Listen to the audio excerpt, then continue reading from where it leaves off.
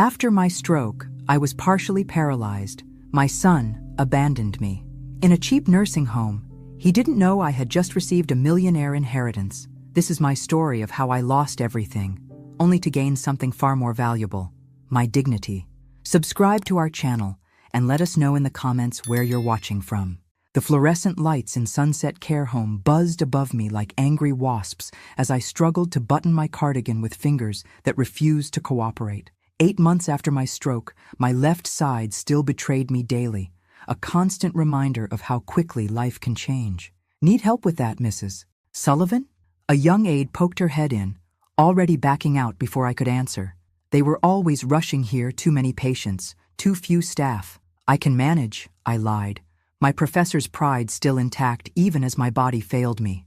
It took 3 more minutes of fumbling before I gave up, leaving the buttons misaligned. I glanced at the clock. 2:15 p.m. Robert was late, as usual. My only child, my son who promised he'd always take care of me after I sold my house to fund his business venture 10 years ago. The same business that now apparently afforded him a new Lexus, while I sat in this glorified storage facility for the elderly. When he finally arrived at 2:40, he didn't apologize for his tardiness. "Hey, Mom." He kissed my cheek perfunctorily, the scent of expensive cologne hanging in the air between us. "How's it going today?" The food was cold again, and I waited 2 hours for someone to help me to physical therapy. I kept my voice steady, determined not to sound like the complaining old woman they all expected. Robert checked his watch, then his phone. "They're understaffed everywhere these days." "I was thinking," I said carefully, "that maybe with some in-home help I could manage at my—" I caught myself. "Not my house anymore." "At your guest room? Perhaps." His sigh was barely concealed. "Mom, we've discussed this. I can't afford private home care. This place is what fits our budget right now." Our budget. As if my teacher's pension that helped pay for this place was insignificant compared to his contribution. "Did Melissa enjoy the Disney trip?" I asked instead, changing the subject to my granddaughter. His eyes widened slightly, caught off guard. "How did you—" "Jason showed me pictures on his phone last visit. The Cinderella castle looked beautiful at night." Robert shifted uncomfortably. "It was a package deal, very affordable." The words hung between us like an accusation. His definition of affordable apparently included vacations, but not adequate care for his mother. "Lisa and the kids send their love," he said, already standing. "I've got a client meeting at 4, so I should get going." 20 minutes. That's what I was worth in his busy schedule. After he left, I wheeled myself to the window, watching his gleaming car pull away. 10 years ago, when John died, I'd sold our home of 30 years, the home where Robert had grown up, and handed my son nearly every penny to save his failing business. "I'll always take care of you, Mom," he'd promised as I signed away my independence. That's what family does. A light knock interrupted my thoughts. Diana, the youngest nurse on staff, entered with a gentle smile. "Rough visit?" she asked, noting my expression. "Just short," I replied, my throat tight. She knelt beside my wheelchair, her eyes kind. "You know, Mrs. Sullivan, some people don't deserve the parents they have." I covered her hand with mine, grateful for this small compassion from a stranger when my own blood offered none. "Diana," I said quietly, "how much longer until my physical therapy evaluation?" "That's actually why I came. Dr. Patel moved your assessment up. He thinks you might benefit from a more intensive program." For the first time that day, I felt a flicker of hope. "More intensive means more progress?" "It could. You've been working harder than most patients I see." She paused. "I've watched you practicing your exercises when you think no one's looking." I hadn't realized anyone had noticed my private struggles in the bathroom mirror. Willing my left hand to grasp the hairbrush, commanding my foot to pivot properly. "Determination matters more than age," Diana continued. "My grandmother recovered from a worse stroke at 72. As she helped me navigate to the therapy room, I pondered Robert's dismissal of my recovery potential.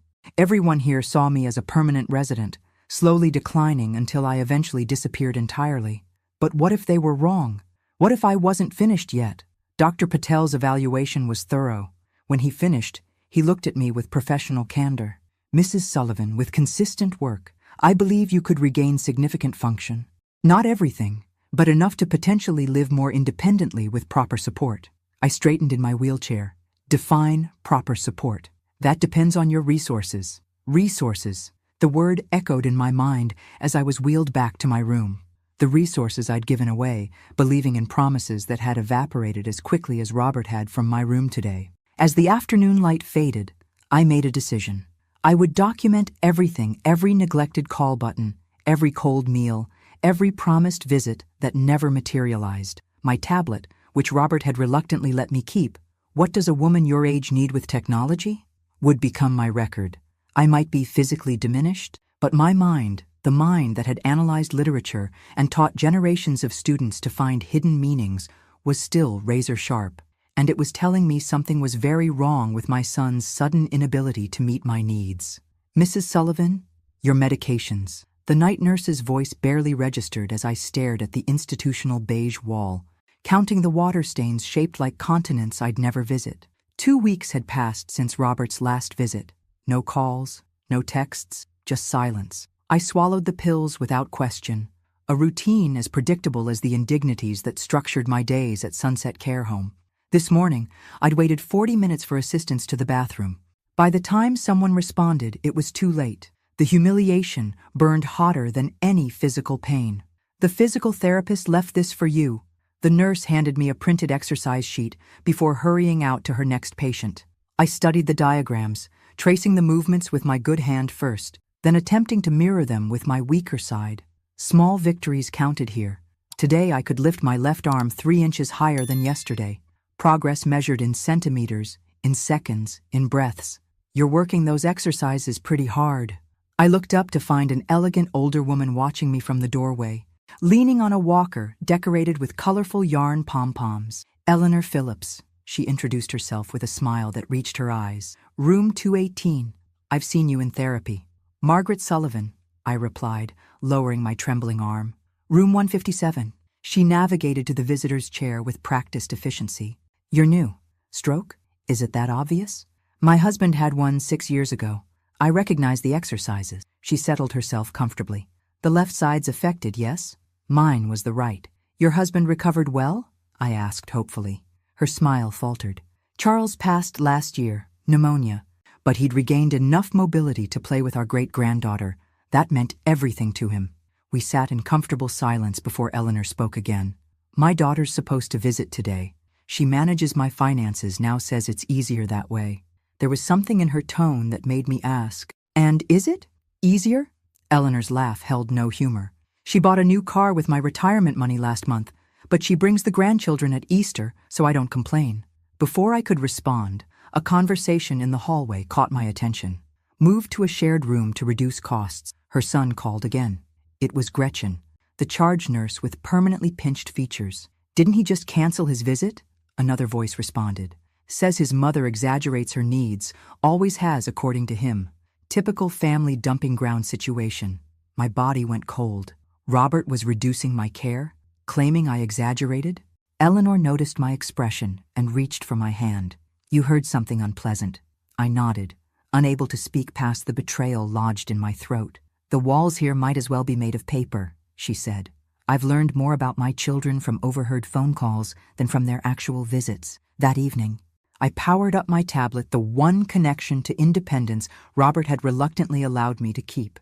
My grandchildren had insisted, arguing their grandmother needed to see their baseball games and dance recitals through video calls. Those calls rarely came now. I opened a new document and began typing awkwardly with my right hand. Day 1 of documentation. Robert canceled visit.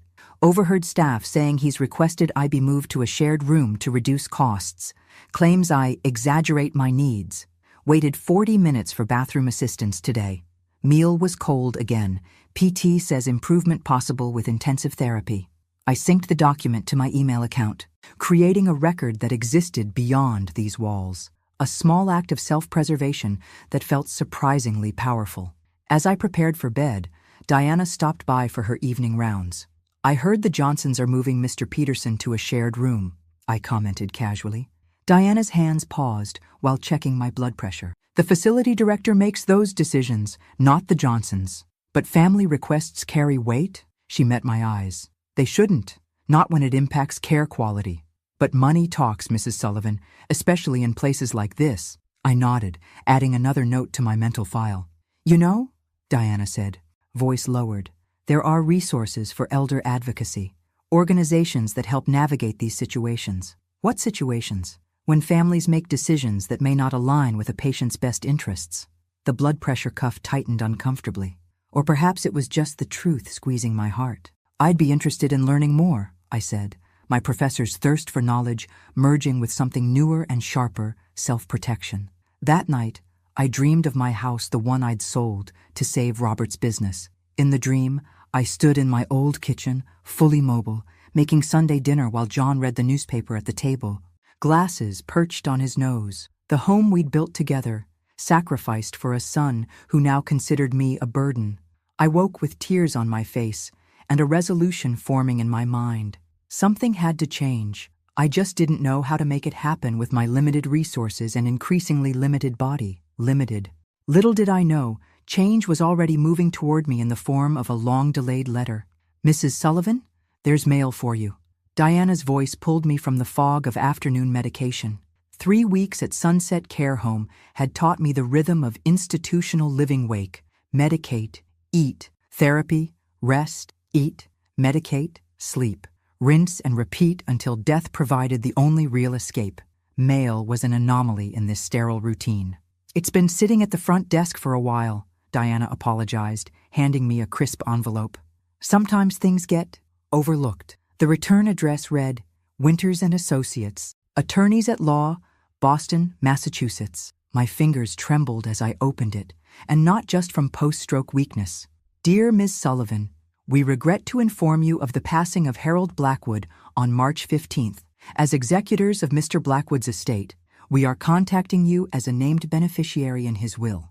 Please contact our office at your earliest convenience to discuss this matter. Sincerely, James Winters, Escumern Harold, my mother's brother, the uncle who had paid for my college education when my parents couldn't afford it, the brilliant engineer whose letters had sustained me through graduate school, the family connection that had dissolved after my marriage to John, a man my uncle had warned, was beneath my potential. Harold had been right about John's financial irresponsibility, but wrong about his heart.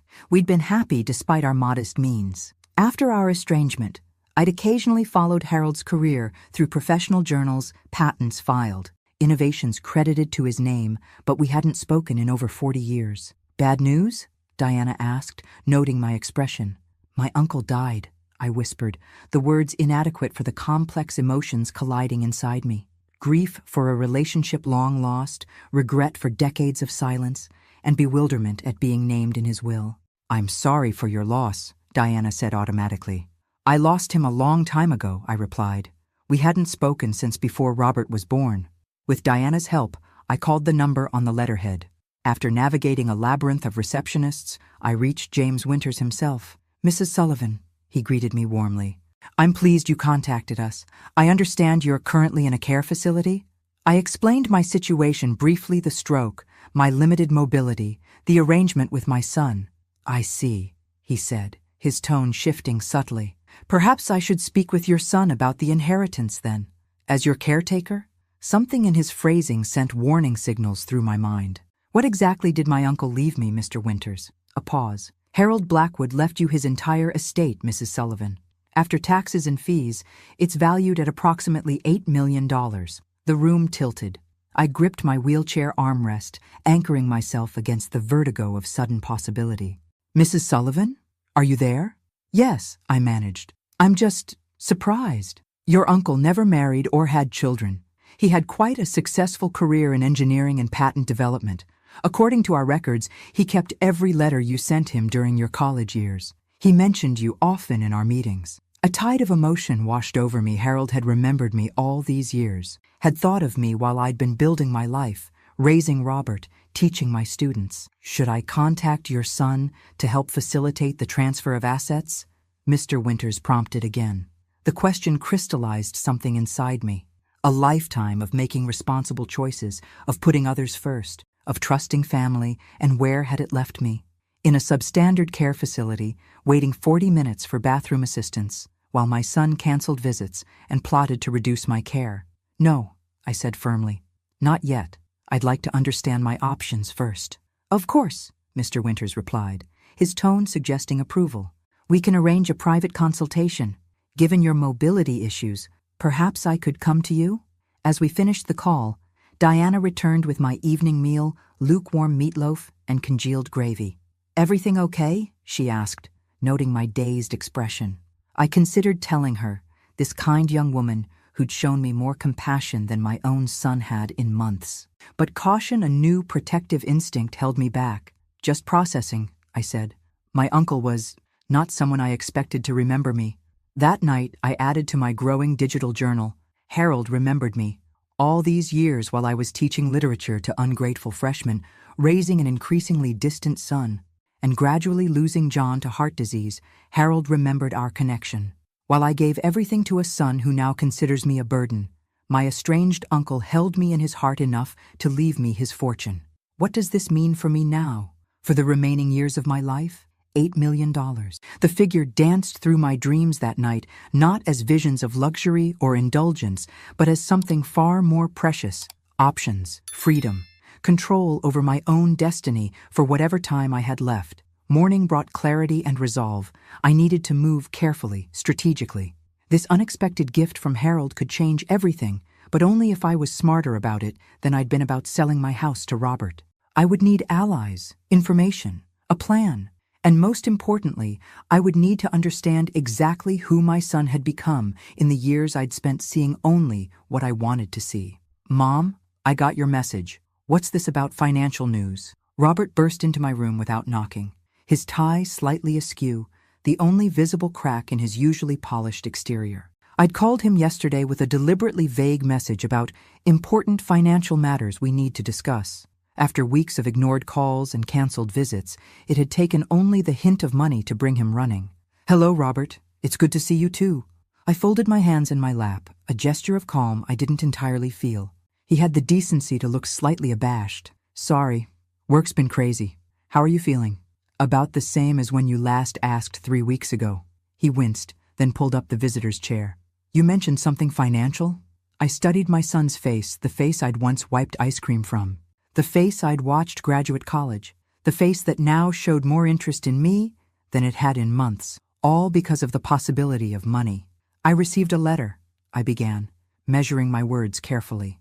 "My Uncle Harold passed away." "Uncle Harold? Mom, I don't think you've ever mentioned my mother's brother. We were close when I was younger, before I married your father." I paused. "He's included me in his will." The transformation was immediate and disturbing.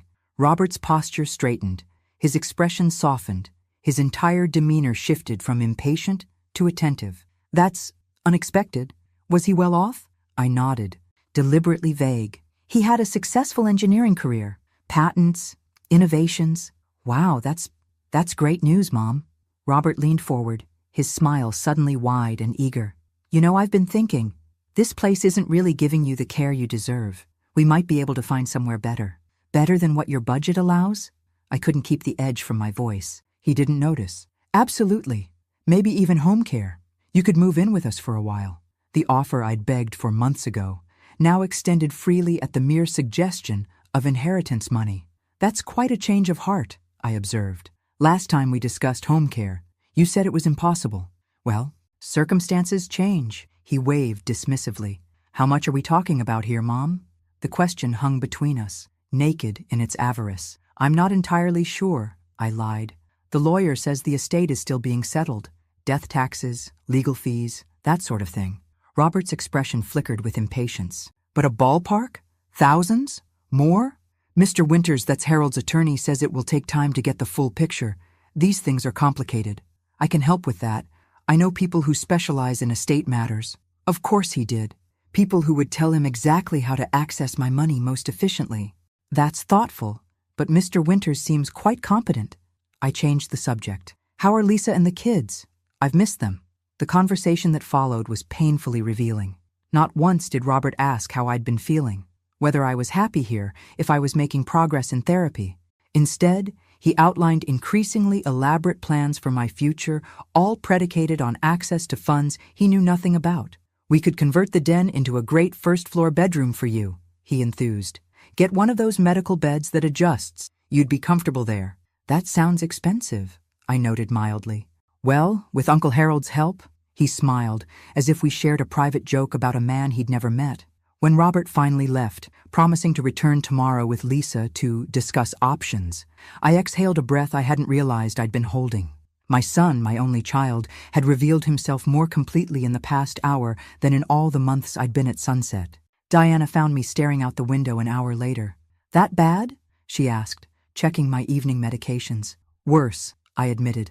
"Diana, do you know anything about elder rights, legal protections?" She hesitated. "Some. My grandmother had similar issues with family after her stroke. Would you help me research something? I need information about financial protections, healthcare proxies, power of attorney." Diana's expression grew serious.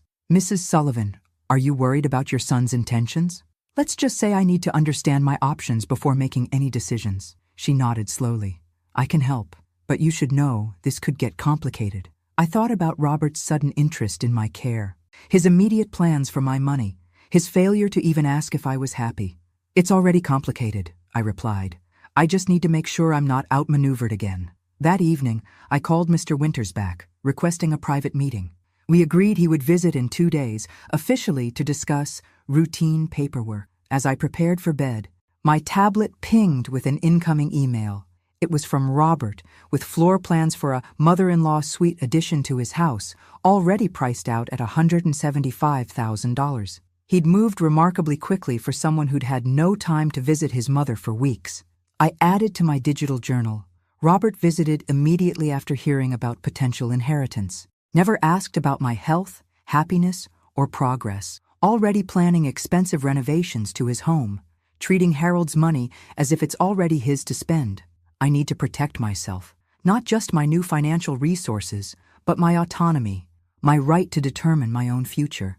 Harold's gift isn't just money. It's the chance to reclaim control of my life. To ensure I'm never again at the mercy of someone else's budget for my care. The realization settled over me like armor.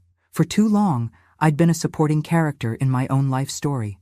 First as John's wife, then as Robert's mother, finally as Sunset's patient in room 157. It was time to become the protagonist again. The Hillcrest Assisted Living Community offers premium services for discerning seniors, the brochure in my lap proclaimed.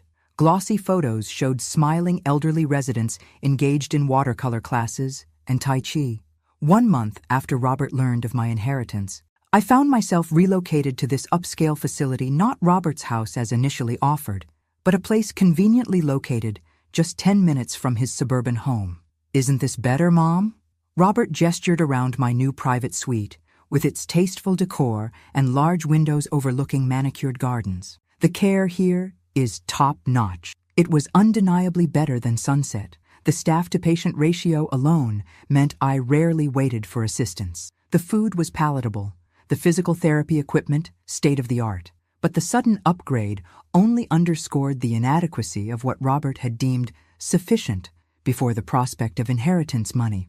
"It's very nice," I acknowledged, "though I'm curious why you decided against having me stay with you, as you originally suggested." Robert's smile tightened imperceptibly. "The contractor said the renovations would take months. This is better for now, while we navigate the inheritance process." The inheritance process. That convenient phrase that justified anything and everything in Robert's mind.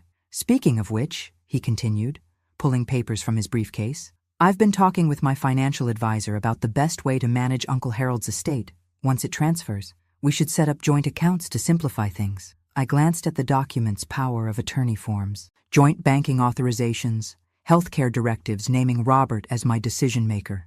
"These look complicated," I said mildly. "I'll need to review them carefully." "It's all standard stuff, Mom. Just makes it easier for me to handle things for you." I placed the papers aside. I've always been thorough with legal matters. "Robert, you know that. I taught contract law in the English department. Remember?" His expression flickered between frustration and forced patience. "Of course. Take your time. But the sooner we get this settled, the sooner we can access the funds. We. As if Harold's bequest was a family windfall rather than my inheritance. After Robert left, I examined my new surroundings more critically. Yes, Hillcrest was luxurious compared to Sunset, but it was still an institution, still a place where my life would be regulated by others, still not home. My thoughts were interrupted by a knock at the door. "Mrs. Sullivan? I'm Nancy Garcia. Your care coordinator. The young woman who entered had a direct gaze and confident manner. Robert had hired her to visit 3 times weekly as a personal care assistant, another upgrade that hadn't been possible before Uncle Harold. Your son mentioned you might need help settling in, Nancy continued, and that you're recovering from a stroke. 8 months ago, I confirmed. Left side mobility issues, though I'm improving with therapy. Nancy nodded professionally. I've reviewed your medical records. Your progress is impressive for someone your age. For someone my age, I repeated dryly. Is that clinical language for not completely hopeless? Unexpectedly, Nancy laughed. It's clinical language for you're working harder than most patients half your age. I admired determination, Mrs. Sullivan. Something about her directness appealed to me. Call me Margaret, and thank you for not treating me like I'm made of glass or suffering from dementia. The stroke affected my body, not my mind. That's clear from your records. You've been advocating for more intensive therapy from the beginning. We spent the next hour reviewing my daily routine and needs. Nancy asked insightful questions about my preferences and goals. The first healthcare provider who'd bothered to do so since my stroke. One last thing, Nancy said as she prepared to leave. I'm finishing my master's in gerontology at Georgetown.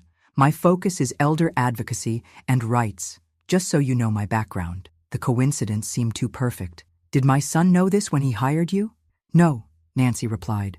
The agency assigned me based on scheduling. Why?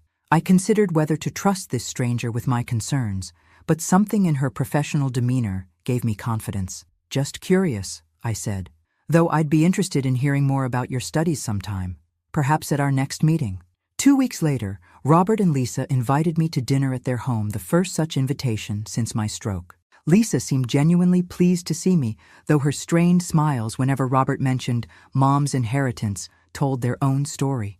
As Robert helped me back to the car afterward, I noticed mail on the console, a bank notice marked Urgent Final Foreclosure Warning, and a credit card statement with Payment Overdue stamped in red. Everything okay with the business, Robert?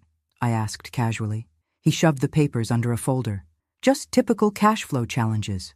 Nothing serious, but his tight expression and the way his hands gripped the steering wheel suggested otherwise. That night in my new apartment at Hillcrest, I made 2 important calls. One to Mr. Winters to discuss creating a trust for my inheritance, and another to Diana at Sunset, offering to help her find a position at Hillcrest. Both conversations confirmed what I was beginning to suspect.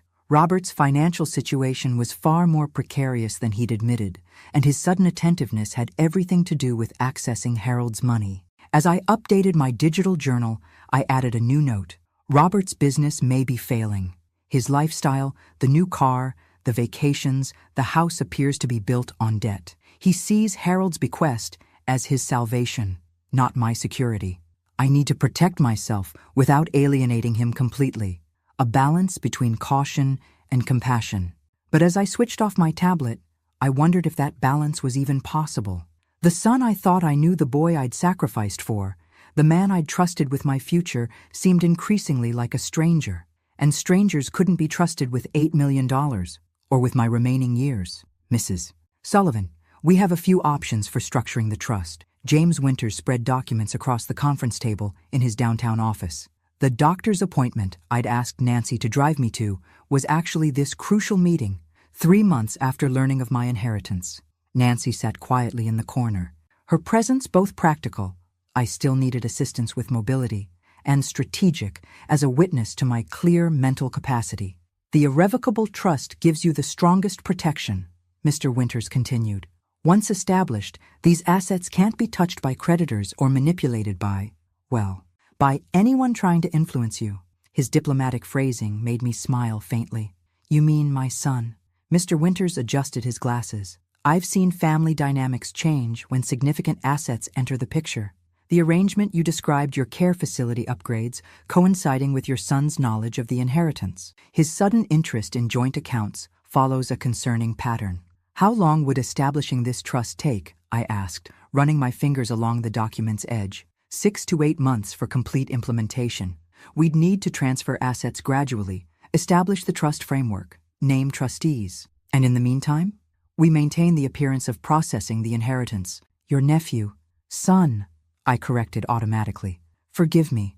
Your son need not know the full value or the protective measures being implemented. I nodded, considering the chess game ahead. Robert's growing impatient. He's brought paperwork for me to sign 3 times now, which you've wisely declined. Mr. Winters leaned forward. Mrs. Sullivan, I must ask, what are your long-term intentions regarding your son? The question caught me off guard. What do you mean? Do you intend to provide financial support to him eventually? Is reconciliation a goal? Or is your priority simply protecting your assets for your care and perhaps other beneficiaries? I stared out the window at the city skyline, considering the complexity of maternal love colliding with self-preservation. I don't want to punish Robert, I said finally, but I can't trust him with control over my life or finances. Not anymore. Mr. Winters nodded.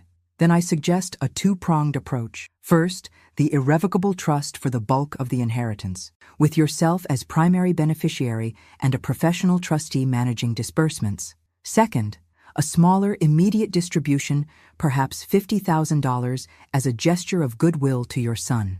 A distraction, I translated. A strategic concession, he corrected, with the ghost of a smile. It provides immediate relief for his financial pressures while buying time for the larger protective measures. On the drive back to Hillcrest, Nancy remained thoughtfully silent until we were halfway there. You're very brave, she said finally. Brave? Or just finally being sensible? Both. Nancy navigated through traffic with practiced ease. Many people in your position would simply give in. Family pressure is powerful, especially when you're physically vulnerable. I thought about the mounting pressure from Robert, his increasingly frequent visits always circling back to the inheritance, his not-so-subtle comments about how his business troubles could be solved once this estate business is settled. I've already given in once, I replied. I sold my home to help Robert's business after his father died. He promised to take care of me when I needed it. You've seen how that promise was kept. Nancy nodded. The Sunset Care Home, the cheapest facility he could find, where I waited hours for basic assistance, where he visited less and less frequently, always too busy to stay more than 20 minutes. I gazed out the window. I won't make the same mistake again. This inheritance isn't just money, it's the freedom to determine my own future. Back at Hillcrest, I found Diana now employed as an activities coordinator thanks to my recommendation, waiting with news. Your son called the administration office, she said quietly. He was asking questions about whether you really need the private room and additional physical therapy sessions. Said they seemed excessive given your condition.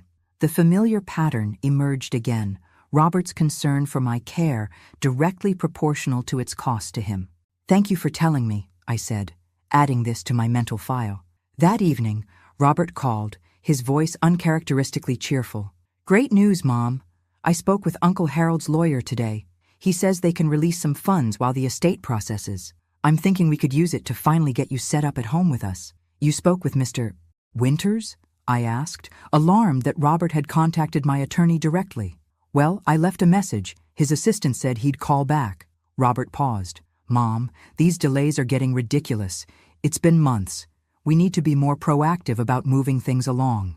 We, always we. Actually, Robert, I said carefully, Mr. Winters mentioned the possibility of an advance distribution. Nothing major, but perhaps enough to address some immediate concerns. His tone shifted instantly. Really? That's excellent. How much are we talking about? $50,000. A pause. That's helpful, though given the total estate value. It's a start, I replied firmly. The rest will take time, Robert. Legal processes can't be rushed. After ending the call, I updated my digital journal, then sent a secure email to Mr. Winters authorizing the advance distribution to Robert. The money would likely disappear into his financial black hole, but it would buy me precious time to secure the remaining $7,950,000. Time to ensure my remaining years would be lived on my terms, not as a convenient solution to my son's financial problems. As I prepared for bed, assisted by an evening aide, I caught sight of my reflection in the bathroom mirror. The woman looking back at me was changed not just by the stroke that had weakened my left side, but by something in her eyes, a hardness that hadn't been there before, a clarity born of difficult truths. I hardly recognized her, yet somehow I felt I was finally seeing myself clearly for the first time in years. Excellent progress, Mrs. Sullivan. Dr. Chen, my new physical therapist at Hillcrest, noted approvingly as I completed the walking exercise with only my cane for support. "You've graduated from the walker entirely?" "For short distances," I confirmed, catching my breath. 6 months since the stroke, and each victory still came wrapped in the humbling package of limitations. I still need the wheelchair for anything longer than across my apartment. Nevertheless, most patients with similar strokes don't achieve this level of recovery, especially at my age, I finished wryly. I'm beginning to think that phrase should be banned from medical vocabulary. Chen smiled. I was going to say, especially with interrupted therapy cycles. Your records show inconsistent sessions at your previous facility.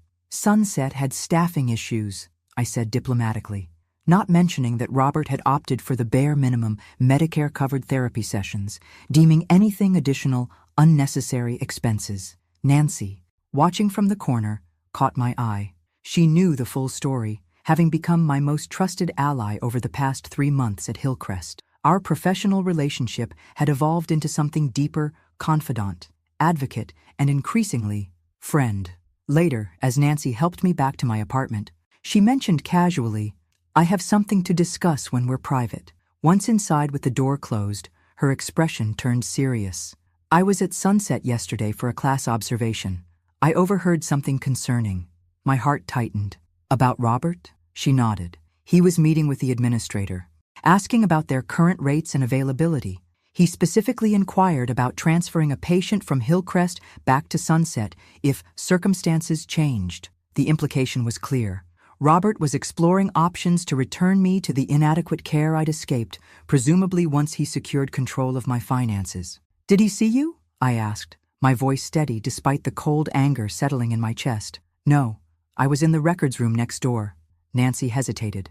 "Margaret, I don't want to alarm you, but my son is planning contingencies in case his access to money doesn't materialize as he hopes." I finished her thought. "I'm not surprised, just disappointed." We were interrupted by a knock at the door. Nancy opened it to reveal a smiling Vanessa, my daughter-in-law, with my teenage grandchildren, Jason and Emma, behind her. "Surprise visit," Vanessa announced with forced brightness. "We thought you might enjoy some family time." This was new. In the 6 months since my stroke, Vanessa had visited exactly twice, both times briefly accompanying Robert. Now she stood in my doorway with homemade cookies and a FA aid of familial devotion. Jason, 16 and gangly, gave me a genuine hug. "Hey, Grandma, Dad said we should visit more often." "Did he now?" I raised an eyebrow at my grandson, who caught my skepticism with a perceptive glance. Emma, 14, and already developing her mother's social polish, began chattering about school while arranging cookies on a plate. Vanessa made a show of straightening my already neat apartment while peppering me with questions about my comfort.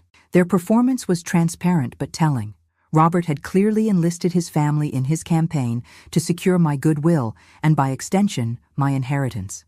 During lunch, Vanessa casually mentioned, "We've been looking at houses in Oak Ridge Heights. Such a beautiful neighborhood, but the prices are astronomical. Wouldn't that be a significantly more expensive area than where you are now?" I asked innocently. She nodded enthusiastically. "Oh, absolutely. We could never afford it normally, but Robert says our financial situation might be changing soon." From the corner of my eye, I caught Jason's uncomfortable expression. When Vanessa took Emma to fetch dessert from the car, Jason leaned close to me. "Dad's been acting weird lately," he confided. "He and Mom keep having these intense conversations about money that stop when I walk in." "Financial matters can be stressful," I replied neutrally. "Last night I heard him tell Mom that all our money problems will be over soon, thanks to you." Jason's direct gaze held mine. "What did he mean by that, Grandma?" Before I could formulate a response, Vanessa and Emma returned with an elaborate cake decorated with "We love you, Grandma" in frosting. The remainder of their visit continued in this vein, a strange performance of family affection layered over transparent financial anticipation.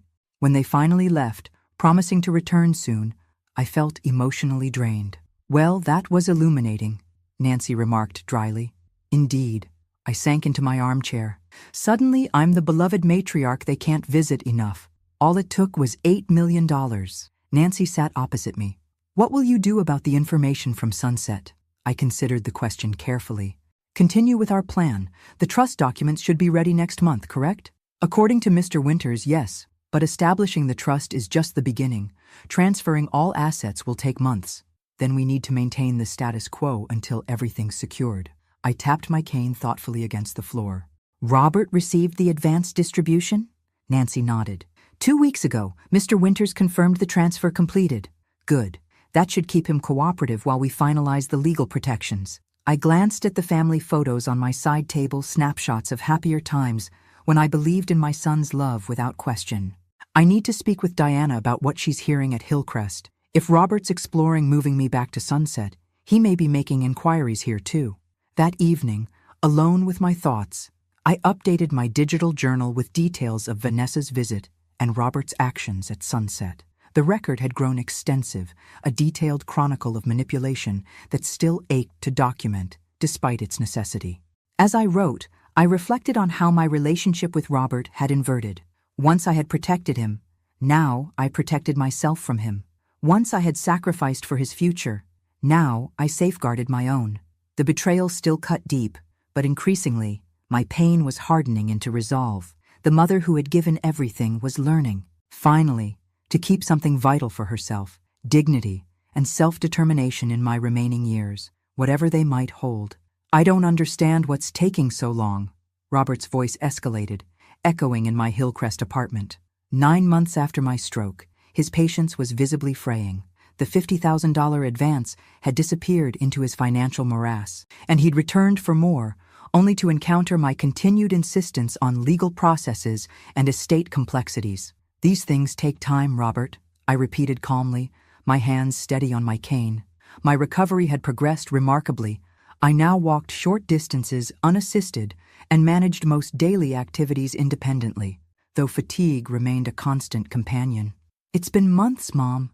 How complicated can it be to transfer money from a dead uncle to his only living relative? His frustration bubbled over into sarcasm.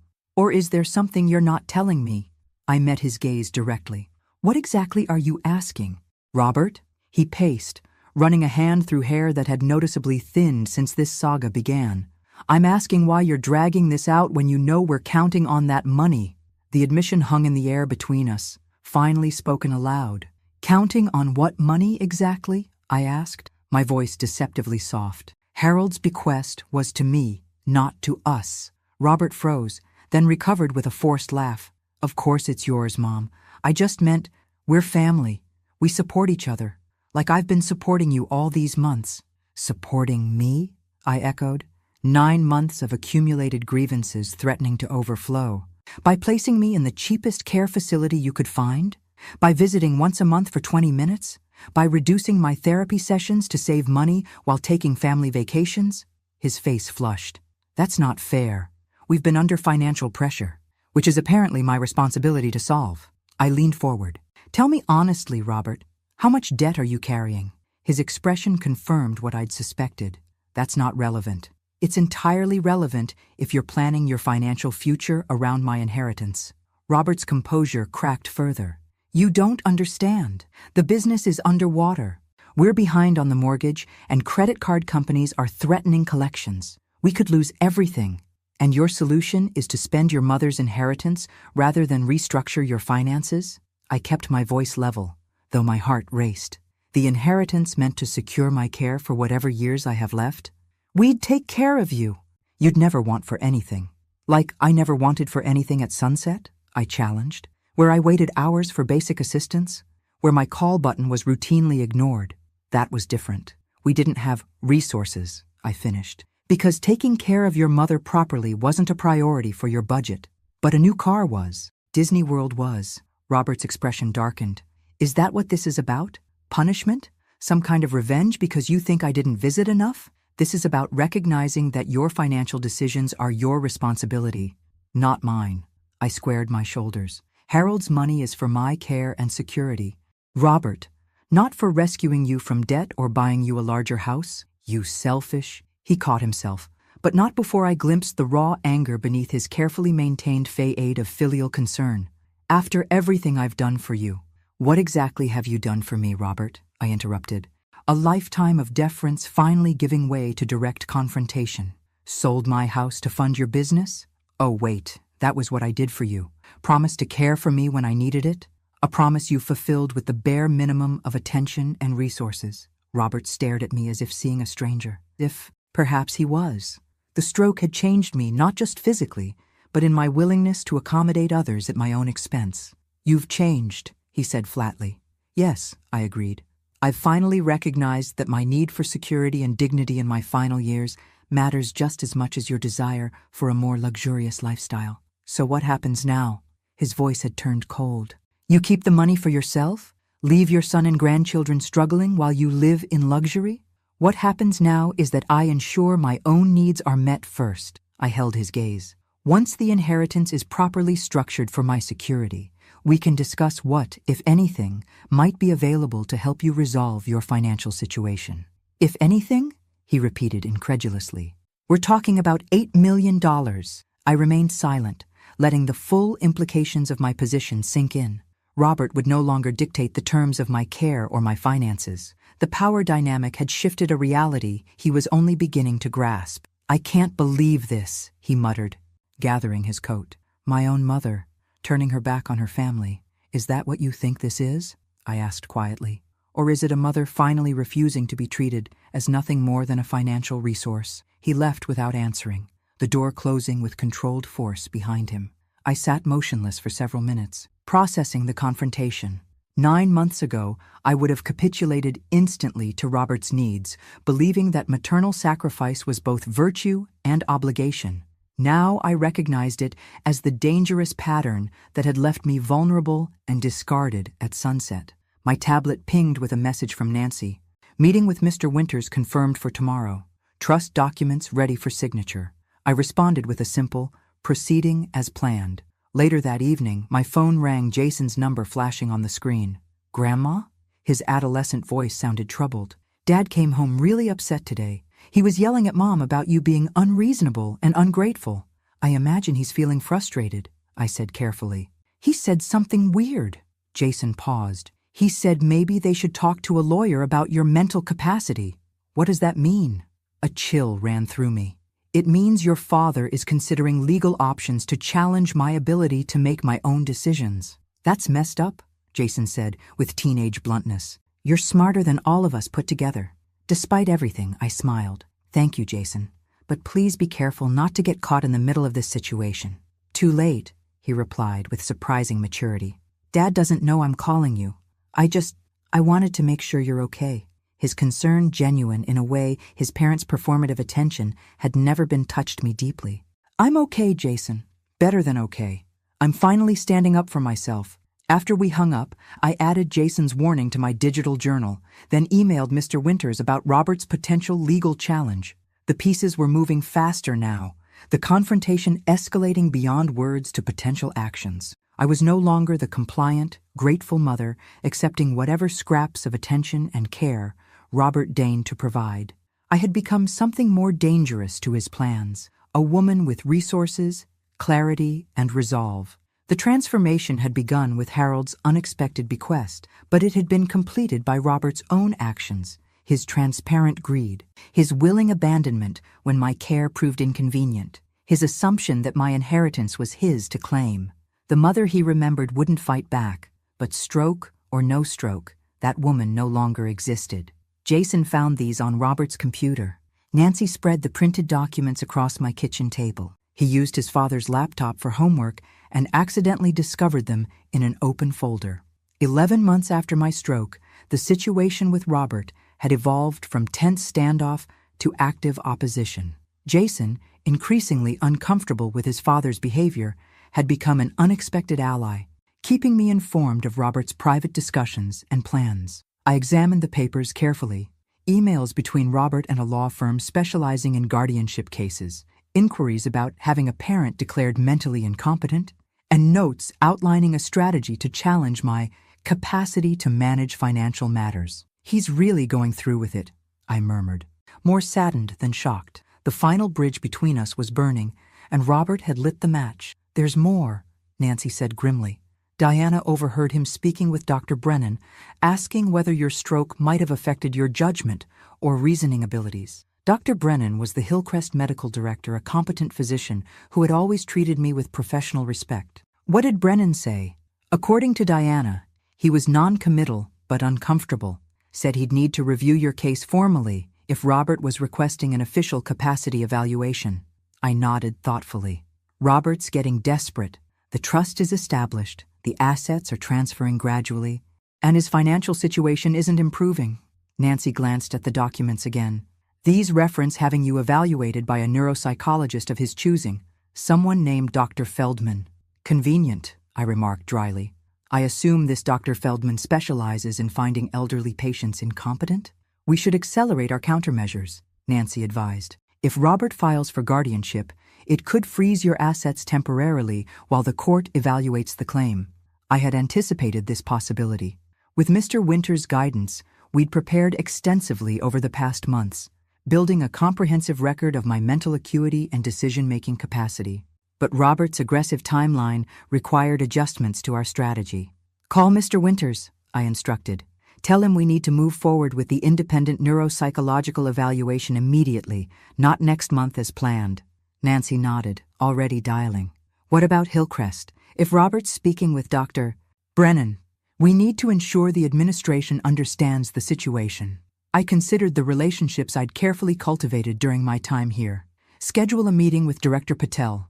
I want to explain what's happening before Robert can control the narrative. The following week became a carefully choreographed defense operation. Dr. Williamson, a respected neuropsychologist with expertise in post-stroke cognition, conducted an exhaustive evaluation of my mental capacity, documenting his findings in a detailed report that confirmed what we already knew. My cognitive abilities remained fully intact despite the physical limitations from the stroke. Director Patel, when briefed on the situation, was professionally neutral but practically supportive.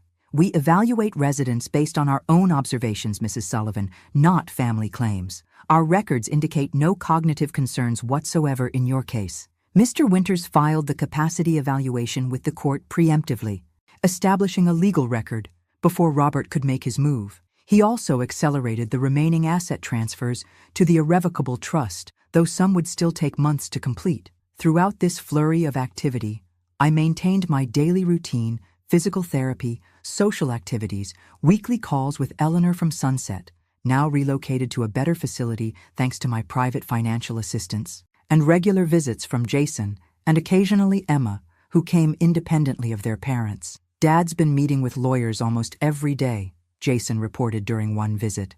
Mom's getting worried about the money he's spending on legal fees. How are things at home? I asked, concerned about the impact on my grandchildren. Jason shrugged with teenage-affected nonchalance that didn't quite mask his discomfort. Tense. They argue a lot about money. Dad keeps saying everything will be different once they resolve the situation with Grandma. The casual way my son had reduced me to a situation to be resolved still had the power to wound, despite everything. Jason, I said carefully, I hope you understand that this conflict isn't about you or Emma. I love you both very much. He nodded, surprising me with sudden maturity. I know. Dad's the one making it weird. He hesitated. Grandma, what's going to happen? Is Dad really trying to take control of your money?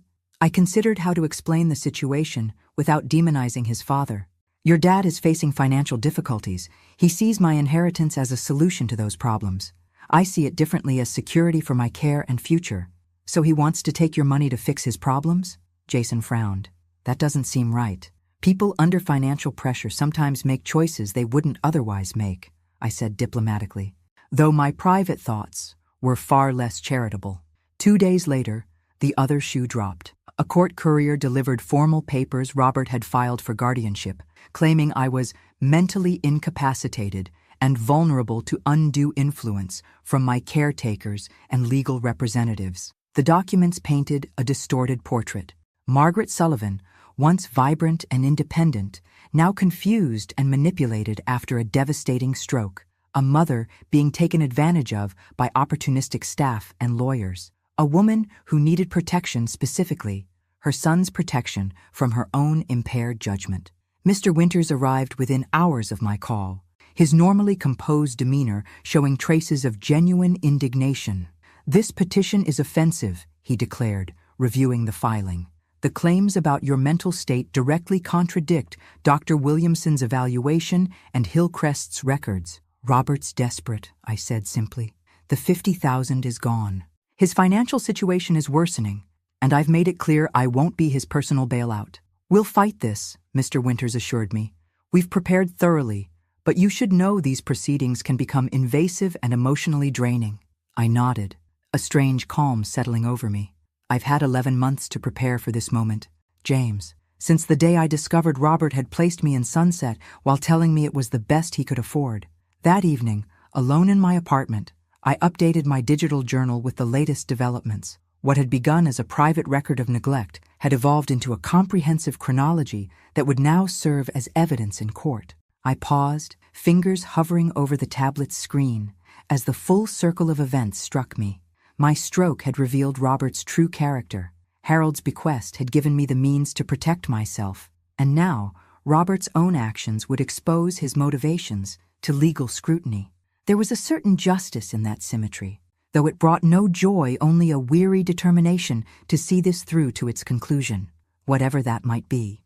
The court calls Margaret Sullivan. 14 months after my stroke, I rose steadily from my seat, my cane a prop rather than a necessity now. The courtroom felt oppressively formal, all polished wood and hushed voices, the setting for the final act in a drama I never wanted to participate in. Robert sat at the plaintiff's table, impeccably dressed but noticeably thinner, the strain of recent months evident in his posture. His attorney, an aggressively confident woman named Charlotte Benson, had spent the morning painting me as a confused, manipulated elderly woman whose stroke had compromised her judgment.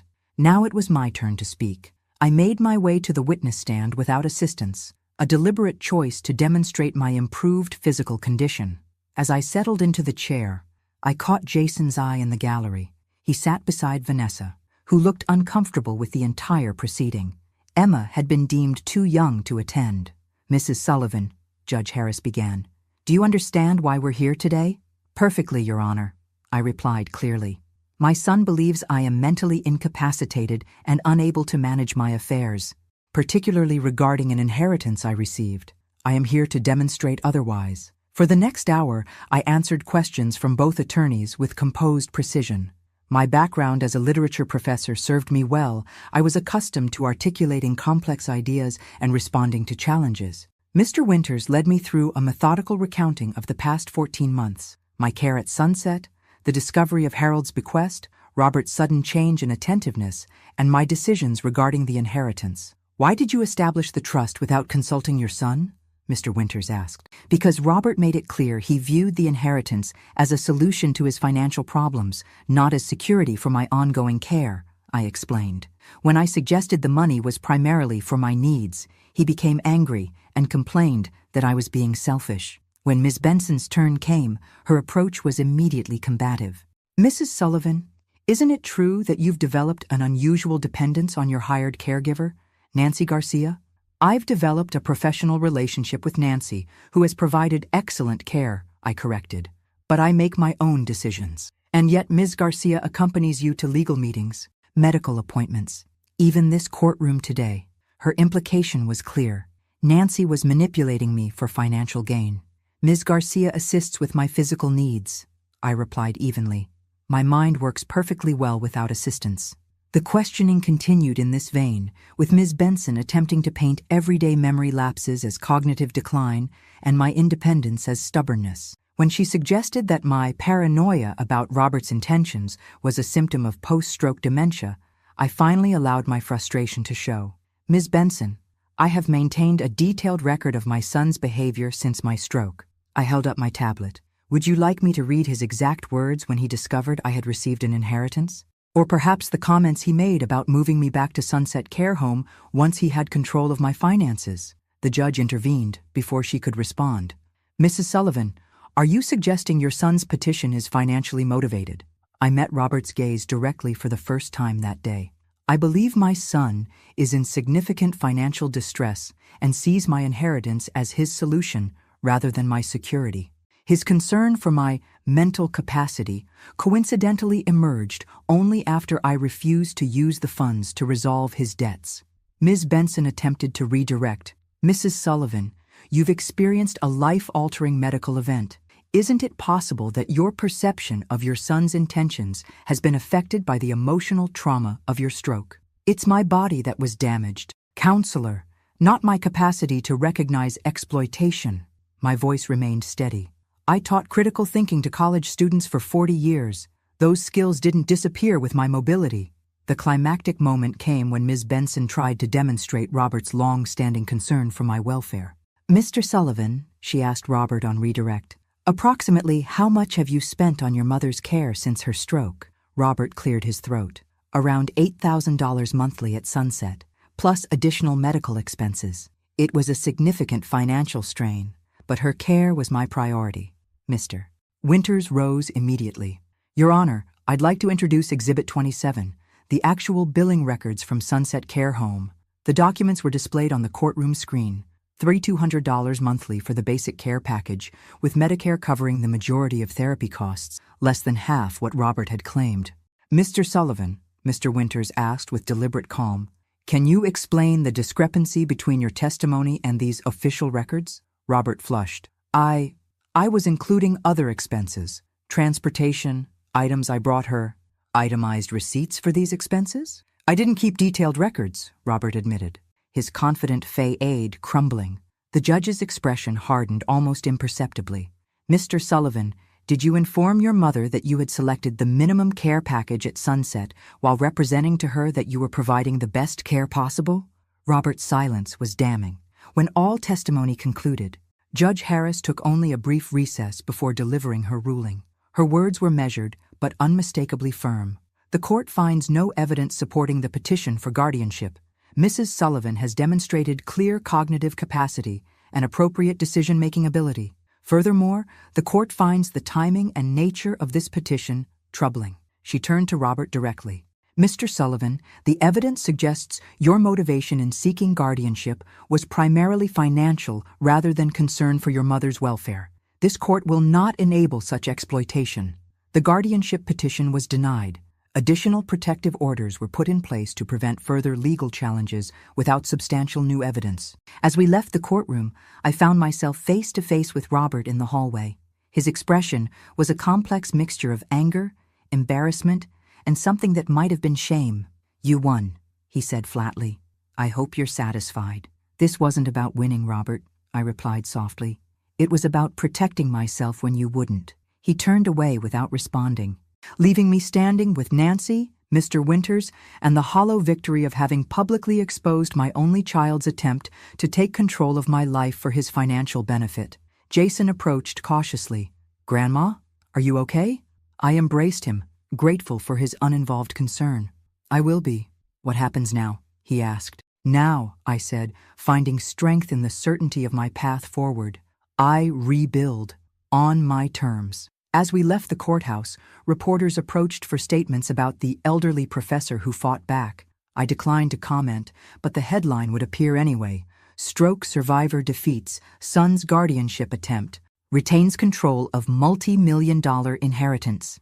A public victory, a private heartbreak, and the beginning of whatever came next. Your new place looks amazing, Grandma. Jason wandered around my condominium, admiring the adaptations that made independent living possible despite my lingering physical limitations. 22 months after my stroke, I'd made the transition from Hillcrest to my own home, a ground-floor unit in a luxury building with 24-hour security and on-site medical assistance if needed. It feels like freedom, I admitted, watching him examine the collection of books I'd carefully curated for my new library. Having my own space again after nearly 2 years in institutions. And you can manage everything on your own? His teenage face showed genuine concern rather than the performative worry his father had perfected. Not everything, I acknowledged honestly. Nancy still comes 3 times weekly to help with certain tasks. Diana handles my administrative needs, but I can make my own breakfast, dress myself, and most importantly, make my own decisions. Jason nodded, his eyes drifting to the framed family photos on my mantel. Robert's image appeared in several younger, smiling, the son I'd believed in completely. Jason touched one frame cautiously. Have you heard from Dad? Not directly, I admitted. Not since the court hearing 4 months ago. The silence between us acknowledged the painful reality. Robert's humiliation in court had severed whatever remained of our relationship. His financial situation had deteriorated further, the business finally failing. The house sold to cover debts. Vanessa had filed for divorce, unwilling to sink further into his financial chaos. He's living in an apartment now, Jason offered. Mom got the house in the separation agreement, but she's talking about selling it. Too many memories, she says. I nodded, unsurprised. And how are you handling everything? Jason shrugged with forced casualness. It's weird. Dad talks about you differently now. Not angry anymore, just sad. Something tightened in my chest, a mother's instinctive pain at her child's suffering, despite everything. And what does he say? Not much. Not just that he messed up, that he didn't understand what was happening until it was too late. Jason hesitated. He stopped blaming you, if that matters. It did matter, though I wasn't sure why. Robert's actions had made our estrangement inevitable. Yet some part of me, the part that had watched him take his first steps, had bandaged, scraped knees, had celebrated his triumphs, still ached for reconciliation, however improbable. Would you see him? Jason asked suddenly. If he wanted to talk? The question lingered between us, weighty with implications. I don't know, I answered truthfully. A lot has happened. Jason nodded, respecting my honesty. Before leaving, he hugged me tightly, no longer the awkward teenager, but a young man on the cusp of adulthood, trying to navigate the fractured landscape of his family. That evening, I sat on my private balcony, watching the sunset paint the sky in dramatic oranges and purples. My life had found a new equilibrium, comfortable, dignified, secure. The Blackwood Foundation for Dignity in Aging was operational, already making small but meaningful improvements in elder care facilities across the state.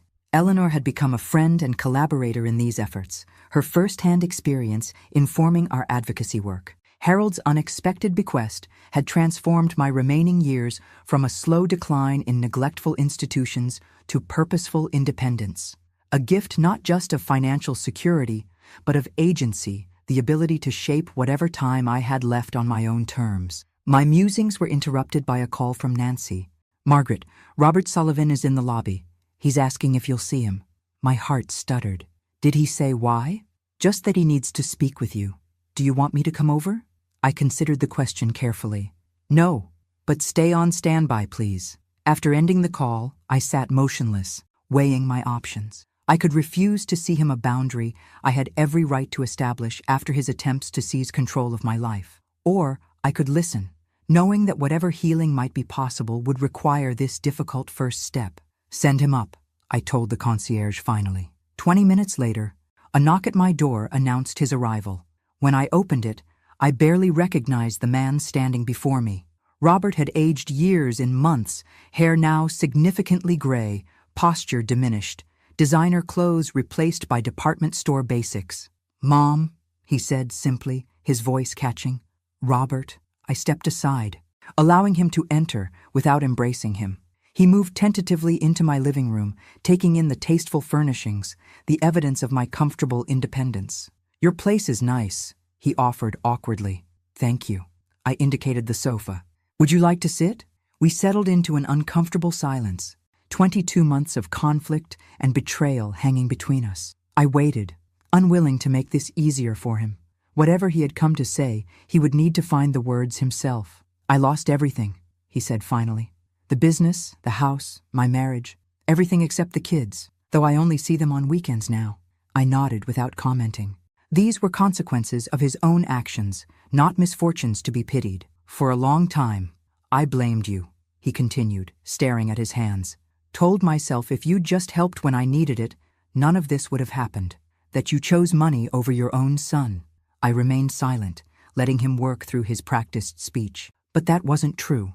He looked up, meeting my eyes directly for the first time. I chose money over my own mother. I put you in that terrible place because it was cheap. I visited less and less because it was easier than seeing what I'd done.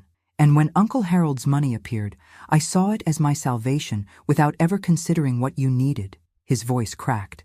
I failed you completely, Mom. Before the stroke, after it, every step of the way. The raw honesty was unexpected. I had prepared for excuses, for subtle manipulations, for implied requests for financial help. not for this unvarnished acknowledgement. "Why are you here, Robert?" I asked quietly. "Not for money," he said quickly. "I know that's gone the trust, the foundation. I've accepted that. Then what?" He exhaled slowly. "Forgiveness, I guess, though I'm not sure I deserve it." The simplicity of his answer caught me off guard. Not reconciliation, not restoration, just forgiveness, the acknowledgement that what he had done was wrong. "Forgiveness isn't something granted on demand," I said carefully. "It's earned through actions, not words." "I know," he nodded. "I'm not asking for it today. I'm asking if there's a path to it at all, any way back from what I've done." The question hung between us, the adult son asking his mother if their relationship could ever heal, the mother wondering if forgiveness was wise or merely another form of self-abandonment. "I don't know," I answered honestly. "Trust, once broken, is difficult to rebuild, but not impossible." A fragile hope colored his question. I considered my response carefully. The foundation is doing important work, advocating for better elder care standards. They always need volunteers. He blinked, processing my indirect answer. "You want me to volunteer with your foundation? If you're sincere about making amends, about understanding what happened, that would be a place to start." I met his gaze steadily. "Actions, Robert, not promises." He nodded slowly. "I can do that." "It's not a guarantee of reconciliation," I cautioned. "Just a possibility." "A possibility is more than I had this morning," he said quietly. As he prepared to leave, he paused at the door. "Mom, I know it doesn't change anything, but I am sorry, truly sorry." "I believe you are," I replied. "Whether that's enough remains to be seen." After he left, I returned to my balcony, watching as the last traces of sunset faded into twilight. The encounter had left me emotionally exhausted, but strangely peaceful. Robert's apology wouldn't erase the past 2 years, but it had acknowledged a truth I needed to hear. The fault had been his, not mine. Whatever came next, whether tentative reconciliation or permanent separation, would be my choice. Not obligation, not manipulation, not guilt. My choice, freely made from a position of security and strength. Harold's financial gift had made this possible, but the true inheritance had been something far more valuable. The recognition of my own worth, independent of what I gave to others. The understanding that my needs mattered just as much as those of the people I loved. As darkness settled over the city, I opened my tablet and made a final entry in the digital journal that had chronicled my journey from abandonment to autonomy. Robert came today, not for money, but for forgiveness. I don't know if reconciliation is possible, but for the first time, the choice is truly mine. Not because I hold the financial power now, but because I finally understand that my dignity is non-negotiable. That is Harold's true gift to me, and perhaps, eventually, mine to Robert. And this concludes the inaugural grant cycle of the Blackwood Foundation for Dignity in Aging. I tapped the gavel lightly, smiling at the board members assembled around the conference table. Congratulations to everyone. 8 facilities will receive funding for staff training improvements, and 3 advocacy organizations will expand their outreach programs. Eleanor, serving as our resident advocate, beamed with satisfaction. At 77, she had found an unexpected second career as the Foundation's most persuasive spokesperson, her personal experience lending authenticity to our mission. "Margaret, would you like to say a few words before we adjourn?" James Winters asked. He had transitioned from my attorney to the Foundation's legal counsel, bringing his expertise in elder protection to our work. I glanced around the table at the faces who had become my community over the past 2 years. Nancy, now the Foundation's program director after completing her gerontology degree, Diana, our outreach coordinator, Jason, interning during his first year at Georgetown, where he studied pre-law with a focus on elder advocacy, and in the corner, quietly taking notes, Robert. 24 months after my stroke, life had found a new pattern, not the one I'd expected when I was first wheeled into Sunset Care Home, certainly not the one I'd planned when I sold my house to help Robert's business, but one built on my own terms. "Just a brief reflection," I said, rising with the aid of my cane, though I used it more from caution than necessity now. My recovery had plateaued at about 80% of my pre-stroke function, enough for independent living with occasional assistance, enough for purpose and dignity. 2 years ago, I found myself in a situation many elderly Americans experience: physically vulnerable, financially dependent, and increasingly invisible to the people who should have protected me. My gaze didn't linger on Robert, but he shifted uncomfortably nonetheless. Harold Blackwood's bequest changed my personal circumstances dramatically, but millions of aging Americans have no wealthy uncle waiting in the wings. What they deserve, what we all deserve, is a system that recognizes elder care as a matter of dignity, not convenience. Murmurs of agreement circled the table. In 6 months, we've already documented significant improvements in patient experiences at the facilities receiving our grants. Staff turnover has decreased by 20%. Resident satisfaction metrics have improved across the board. I smiled at Eleanor, and our resident advocates have ensured that the changes reflect actual needs, not just administrative assumptions. After the meeting adjourned, I gathered my papers slowly, watching as board members filtered out. Robert remained behind, his position as a volunteer coordinator still awkward but increasingly valuable to our work. "The Sunset Care Home Inspection Report," he said, placing a folder before me. "Their new administration has implemented all our recommended changes. The difference from 18 months ago is remarkable." I nodded, remembering the institutional indifference that had characterized my time there. "And the staff training program?" "Fully subscribed. Diana's curriculum on dignity-centered care has been particularly effective." He hesitated. "We've had requests to expand to 3 additional facilities. Draft a proposal for the next board meeting," I suggested. "If the metrics support expansion, we'll consider it." Our interactions remained professional, our personal relationships slowly healing through the shared work rather than direct confrontation. Robert had begun volunteering 8 months ago, initially stuffing envelopes and answering phones, menial tasks that he approached with unexpected humility. His financial situation had stabilized, though not recovered. A modest apartment, a used car, a new job in sales rather than business ownership. Weekend visits with Jason and Emma, who had chosen to live primarily with Vanessa after the divorce. "Jason mentioned you're coming to his debate tournament next week," Robert said, gathering his materials. "I wouldn't miss it. His team is favored to win regionals." An awkward pause followed the conversational rhythm between mother and son, still finding its way after so much damage. "Mom," Robert began tentatively, "I was wondering if you might want to have dinner afterward. The 4 of us, you, me, Jason, and Emma." The invitation represented a step forward in our cautious rebuilding a family dinner, something that hadn't occurred since before the guardianship hearing. "I'd like that," I said simply. His relief was visible. "Great, I'll make reservations." After he left, I finished my paperwork before calling my car service. My condominium was only 15 minutes from the foundation's offices, close enough for convenience, but separate enough to maintain boundaries between my professional and personal life. As the car navigated through afternoon traffic, I reflected on the journey of the past 2 years.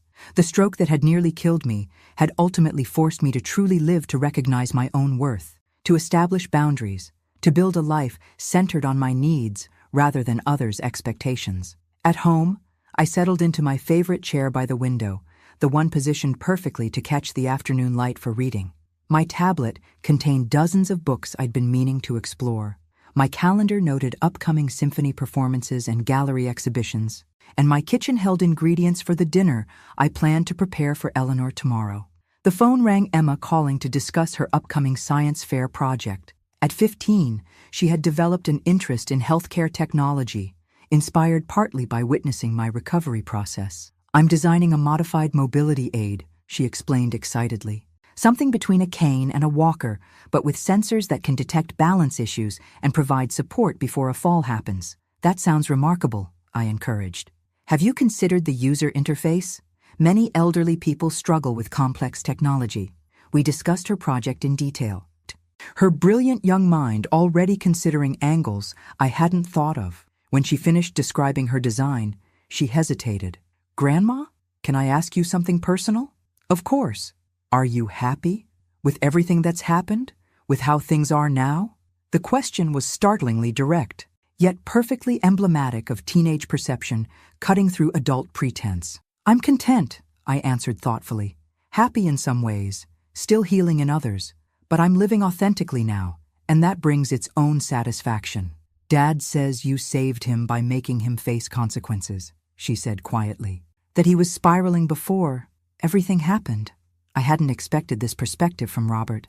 Did he really say that? Yeah. He says he lost what he thought he wanted but found what he actually needed. Emma's voice carried the slight embarrassment of discussing parental introspection. It sounds kind of cheesy when he says it. I smiled. Growth often sounds cheesy when described out loud. After we hung up, I moved to my balcony to enjoy the early evening air. My life now bore little resemblance to what I had envisioned when I first retired from teaching the modest house I'd sold. The quiet days of reading and occasional visits from family, the gradual winding down I'd anticipated. Instead, at 70, I had found unexpected purpose, not just in the foundation's work, but in my own reclamation of dignity and agency. The stroke that had been meant to diminish me had ultimately expanded my understanding of what I deserved from life and relationships. Harold's money had provided the means, but the transformation had required my own resolve, the decision to value myself as highly as I had always valued others. As twilight settled over the city, I opened my tablet one last time to add a final entry to the digital journal that had chronicled my journey, 24 months since the stroke that changed everything. I started this journal to document betrayal and abandonment. I end it as a record of reclamation and renewal. The true inheritance wasn't Harold's money. It was the recognition that my life belongs to me, not to my child, not to societal expectations of maternal sacrifice, not to institutions that see age as diminishment. Whatever time remains is mine to shape, to experience, to live fully on my own terms. That knowledge, hard-won through pain and struggle, is the legacy I hope to leave for others through the Foundation's work. And perhaps, in time, through reconciliation with Robert, not by forgetting what happened, but by creating something new from its ashes, something built on mutual respect rather than obligation, on choice rather than expectation. What a strange and unexpected gift this stroke has ultimately proven to be the catalyst for losing everything I thought mattered, only to discover what truly does. I closed the journal and turned my attention to the sunset painting the horizon in brilliant hues, a metaphor too obvious to articulate, but too beautiful to ignore. Whatever darkness had come before, this present moment held its own luminous possibility. And that, finally, was enough.